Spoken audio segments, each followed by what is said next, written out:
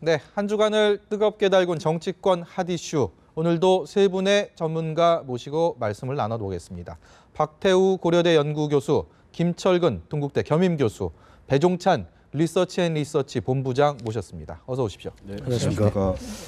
오늘 취재도 어선 전복 낚싯배 전복 사고 관련해서 굉장히 뉴스 속보들이 많이 들어오고 있습니다. 박근혜 대통령의 어떤 그 사고, 이번 사고에 대해서 수색과 구조에 대해서 최선을 다해달라. 그리고 이번 사고 관련해서 정확한 정보를 전달해라. 사실 그 작년에 그 세월호 참사 때 우리가 그랬던 아픔을 다시 되풀이하지 않기 위해서 뭐 이런 지적을 한 것 같은데요. 현재까지 정부 대응 어떻게 보셨습니까? 어느 분이 말씀해 주시겠습니까? 하여튼 뭐 이 사건도 갑작스럽게 일어났고 세월호 사건 때 우리 사회의 총체적인 그 재난 방지 시스템을 점검하고 국민 안전처를 만들지 않았습니까? 네. 그 이후에 이제 어느 정도 우리 이제 하부 구조에서도 이 안전 문제가 좀 안보 불감증을 극복하고 잘 되리라고 믿었는데 갑작스럽게 터지니까 또 당황스러운 거죠. 네. 그리고 알다시피 지금 이거 탑승자 명단 신고한 22명하고 실제 탑승한 명단하고 다르고 또 생존자는 27명이 탑승했었다. 그래가지고 지금까지도 정확한 명단이 안 나오고 이런저런 걸 보니까 상당히 또 우리 정부를 곤혹스럽게 하고 있는 상황입니다. 그래서 그 낚시 관리 및 육성법 제29조에 보면은 아주 사소한 겁니다만 필요한 경우에 이런 낚싯배에 탑승할 때 선장은 예를 들면 구명조끼 같은 거를 착용하게 해야 되는데 이런 뭐 미비한 조치도 전혀 안 돼 있고 그래서 여러 가지가 지금 또 우리 정부를 곤혹스럽게 하고 있는 이런 사안이 되고 있어요. 빨리 좀 생존자가 수색이 됐으면 좋겠습니다. 네. 수색 작업을 지금 하고 계신 분들이 고생을 하고 있습니다만은 그러니까 조속하게 이제 그 실종자들이 수색됐으면 하는 바람이고요. 네. 한 두 가지 정도 좀 지적을 한다면은 첫 번째는 어제 그 돌고래 1호하고 돌고래 호하고 교신을 계속 하면서 갔어요. 네. 근데 이제 돌고래 1호는 그 회항을 해갖고 추자로 다시 돌아왔는데, 네, 그렇죠. 예. 그러니까 돌고래 1호는 그 이제 난파가 된 거 아닙니까? 당시 실종 상태에서 해경이 최종 가장 먼저 알았던 시간이 9시 한 10분경 정도인데 그 9시 10분에서 오늘 아침에 홍성호가 그 발견하기 전까지 그 시간 내에 과연 그 해경에서 가지고 있는 매뉴얼대로 그 조난 실종에 관련돼서 제대로 대처를 했느냐 부분을 좀 이후에 분명히 좀 따져봐야 될 부분이 있고요. 두 번째는 지금 그 일반적으로 어선 관리에 있어서 지금 그 입출항 신고를 하지 않습니까? 입출항 신고를 하면은 그 통상은 그 해경이나 해경 파출소에 하게 됩니다. 그런데 이제 해경 파출소가 없는 곳이 있어요. 조그만 어항이나 이런 곳에는 그 해경 파출소를 대리해서 대행을 하는데 통상 그 어촌계장 분들이 많이 하거든요. 그러면 민간인이 그걸 관리하는 상황이 되는 겁니다. 그래서 이분들이 과연 책임 있게 꼼꼼하게 그것을 체크할 것이냐 이거죠. 그러면 보통 인근에 같은 안면이 있는 사람들이 대부분이기 때문에 그냥 출항 신고서만 내면 그냥 보내주고 뭐 또 입항하고 이런 상황이기 때문에 지금 탑승자 명단도 정원이 22명인데 정원 내에 아무래도 선장이 작성을 해서 냈을 거로 분명하고요. 근데 실제 탑승한 사람은 그 이상이 될 가능성도 있고 또 그 이하가 될 가능성도 있고 오리무중인 상태.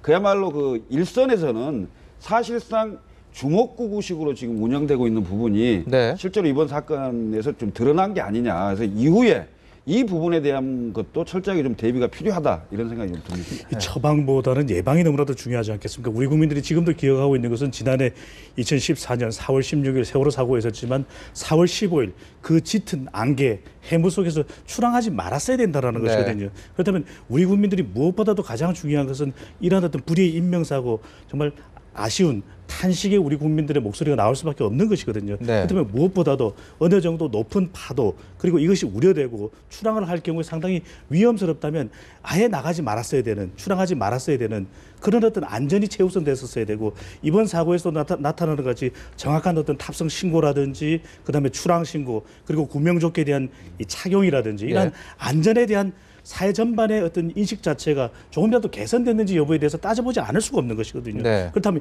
이러한 어떤 정말 어떤 법적 기준이 어떻게 되는지는 모르지만 높은 파도에 의해서 출항을 하게 될 경우에 이것을 그래도 그 내에서 빨리 조속히 제재하는 그런 우리 어떤 해경이라든지 정부기관의 탐지 시스템 같은 것도 좀 더 신속하고 기민하게 작동되었어야 되는 거 아니냐는 종합적인 안전인식, 무엇보다도 안전이 최우선되어야 된다라고 하는 낚시보다도 네. 이것에 대한 인식 자체가 과연 이번 아쉬운 사고가 나타났는데 이것에 대해서 우선 우리 사회에 좀 재환기되는 그런 계기가 되어야 될 것으로 또 보여집니다. 네, 뭐 참 조목조목 다 맞는 말씀입니다. 일단은 수색과 구조 작업이 먼저일 것이고요. 그리고 나서는 지금 말씀하신 그 많은 문제점들 다시는 되풀이하지 않도록 구조적인 정말 개선이 또 필요할 것 같습니다. 언제까지 이런 사고 이후에 수습하면서 우리가 이런 논의들을 해야 될지 조금은 안타깝습니다.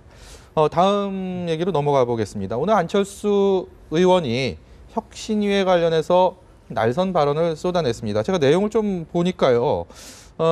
순혈주의와 배타주의 뭐 이런 것들을 통해서 기득권을 공고히 해왔다. 야당을 비판을 했고요. 그리고 원칙론적 제도 개선뿐 아니라 구체적인 사례에 대해서도 판단과 행동을 보여줘야 된다. 뭐 다 맞는 얘기입니다. 근데 안철수 의원 같으면 다른 사람도 아니고 새정치 또 혁신 이거에 대한 어떤 그 하나의 상징적인 인물로 부각해 왔고 스스로 그 정치인의 길을 걸으면서 그런 쪽으로 주목을 받았는데 어쨌든 혁신의 아이콘이 혁신위와 정면 충돌한 좀 웃기 힘든 웃지 못할 일이 벌어지고 있습니다. 이 상황들 전반적으로 어떻게 보셨습니까? 저는 우리 안철수 의원 생각하면은 여러 가지 생각이 납니다. 그야말로 새정치의 아이콘으로 등장해서 젊은이들의 열광적인 그런 지지를 받으면서 대통령 후보까지 된 사람 아니에요? 네. 그러다 어느 날 갑자기 야당으로 입당해가지고 야당의 문화에 이렇게 젖어 있었어요. 그 구조에서 못 나오면서 자기 목소리 못 내고 공간을 못 만들고 있어요. 그래서 이번에 제가 보니까 그 퇴색된 이미지를 이런 기회에 한번 좀 회복해 보려고 내년 총선 대선 과정에서 나름대로 전략을 가지고 가는데 안 의원이 얘기하는 세 가지 이야기에 상당히 의미가 있습니다. 첫째는 지금 야당이 갖고 있는 진보의 개념이 좀 낡았다. 시대와 환경은 변하고 있는데 그 낡은 틀에서 우리가 살 수 있느냐. 내년 총선 2017년 대선 칠 수 있느냐. 옳은 지적입니다. 그 스스로 한번 뒤집어 보면 될 것 같고요. 그다음에 두 번째는 지난번에 한명숙 총리 그 대법원 선고 났습니다. 그거를 이렇게 지지하는 당의 지도부를 보면서 안 의원이 많이 느꼈을 거예요. 당이 부패했구나. 부패한 사람을 왜 지지하느냐. 국민 정서와는 동떨어진 방향으로 당이 가면은 안 된다. 이것도 맞는 이야기입니다. 그리고 네. 세 번째 안 의원이 주장하는 이야기는 이거 아닙니까? 왜 야당이 젊고 유능한 인재들을 영입해서 한국 정치의 개혁을 주도해야지 왜 안 되느냐. 다 맞는 말이에요. 그러나 이제 이런저런 이야기를 다 종합해 보더라도 제가 여기서 좀 결론적으로 말씀드리고 싶은 거는 안 의원 스스로가 과연 장 대표를 하면서 느꼈던 그런 것들에 대해서 혁신위원장으로 참여하는 것도 거부하고 나름대로 고민을 했겠습니다만 네. 그동안에 뭘 기여했느냐 이런 부분도 짚어보면서 안 의원 말대로 야당이 굳혀진다면 그야말로 정당이 개벽되는 것이고 네. 그것이 안 된다면 또 하나의 그런 삿바싸움으로 끝나지 않겠나 이런 걱정이 되는 것입니다. 네. 김 교수님께서는 어떻게 보셨습니까? 안철수 의원의 오늘 행보 그리고 혁신안에 대해서 날선 각을 세우고 있는 부분들 어떻게 보십니까? 혁신위가 뭘 했는지 모르겠어요. 그러니까 9차 혁신안을 내놨는데 우리가 뭐 조금 되짚어 보면은 사무총장제 폐지하고 최고위원제 폐지하고 그다음에 현역 의원 20% 물갈이하고 그다음에 청년들한테 뭐 10% 할당하고 뭐 이 정도인데요. 이 정도는 국민들에게 전혀 감동도 감흥도 없고 관심도 끌지 못한 내용이었고 단 한 번 있었죠. 관심을 좀 가졌던 게 국회의원 정수를 300명에서 369명으로 늘리자. 이거에 대해서는 관심을 폭발적으로 가졌지만 엄청난 비판과 비난을 가져왔던 네. 이런 상황이거든요. 그러면 지금까지 9차 혁신안을 내놨는데 이 9차 혁신안이 과연 왜 혁신위원회가 생겼으며 그 혁신위에서 뭘 하려고 했겠느냐. 그 처음 출발점과 지금 결과를 보면은 네. 그 결과라는 게 사실은 정말 너무 어처구니 없는 상태로 나타나고 있는 거죠. 네. 무슨 얘기냐면 친노 패권주의, 그다음에 운동권적인 정당의 체질, 그다음에 정체성의 재정립, 뭐 이런 것들을 좀 해야 집권이 가능한 정당으로 탈바꿈시키자. 이게 혁신이 출범의 기본 정신이었거든요. 네. 근데 이건 다 사라지고, 자 대표적으로 최고위원제를 폐지했다 그러는데 폐지하고 대표위원회로 대체하겠다 그랬습니다. 근데 대표위원회는 뭐냐? 당 대표가 있고 그다음에 각 5대 권역별로 최고위원 같은 대표위원을 뽑고 5대 권역별로 한 사람씩, 그다음에 직능별로 4사람 뽑고 원내대표 당연직에서 11명의 대표위원을 하겠다는데, 이렇게 되면 어떻게 되는 줄 아십니까? 당대표가 제왕적 총재로 전환되는 거예요. 당대표를 견제할 수가 없는 상황이 됩니다. 오히려 거꾸로 가는 이런 안을 내놓고 혁신안이라고 얘기를 하고 네. 강변을 하면 당원들이 믿어주겠습니까? 국민들이 믿어주겠어요? 오히려 친노 패권이 강화되는 상황으로 흐르고 있기 때문에 네. 결국에는 이대로 만약에 간다면 안철수 전 대표 같은 경우는 이런 얘기를 하는 거죠. 이대로 혁신이 안 대로 따라가서 다음 총선에 죽고 대선에 질 거냐.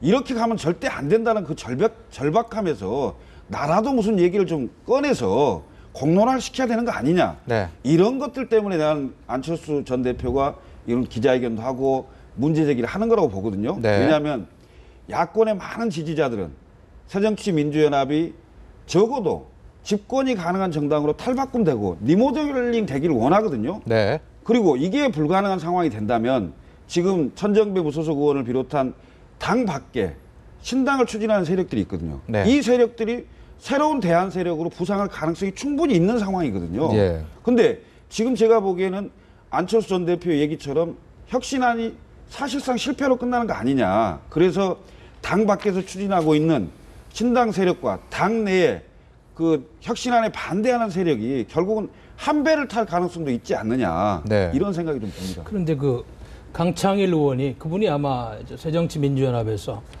시도당 협의위원장을 맡고 있는데 이게 하도 정리가 안 되니까 조기 선대위 체제로 가고 문재인 대표는 아예 선대위 문제는 손 떼고 당무만 하자. 당무만 하고 총선이라든지 이런 문제는 선대위 체제 다 꾸리다. 이런 혁신적인 안도 나오고 그러는데 이거는 혁신안이 아니고 일반 의원이 얘기하는 겁니다. 그리고 아마 제가 알기로는 내일쯤인가 발표할 것 중에 하나가 공천 과정에서 당원 50%, 예?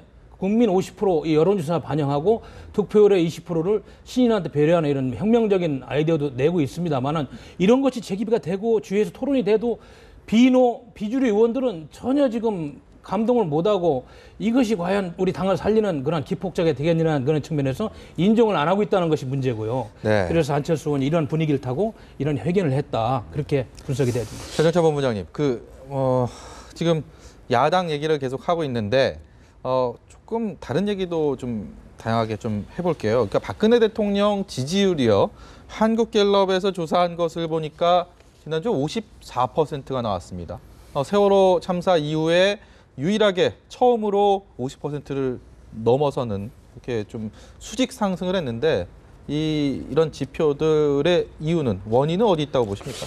지난 2주간 박근혜 대통령의 지지율이 한국갤럽 자체 조사 결과를 보면 20%포인트가 급상승하는 그런 결과를 나왔거든요. 네. 이 대북 효과를 통해서 남북 이 회담 이 타결되면서 극적으로 타결되면서 15%포인트가 올라오고 이 중국 순방 효과로 5%포인트가 추가 상승을 하게 됩니다. 이렇게 대통령의 지지율이 임기 후반기를 도는 시점 역대 대통령과 비교를 해보면 대체적으로 지지율이 내려가는 국면이었던 점에 반해서 그렇죠. 박근혜 대통령은 오히려 임기 반환점을 도는 시점에 지지율이 이 절반을 넘어서는 그런 국정 운영의 추진 동력을 얻을 수 있는 그런 어떤 계기를 만들었다는 것이거든요. 바로 어떻게 보면 박근혜 대통령의 지지율이 총선을 불과 8개월여 앞두고 지지율이 높아진 점도 어떻게 보면 안철수 의원으로 하여금 이 혁신위와 대결할 수밖에 충돌할 수밖에 없는 그런 국면을 만들었을 수도 있다는 것이거든요.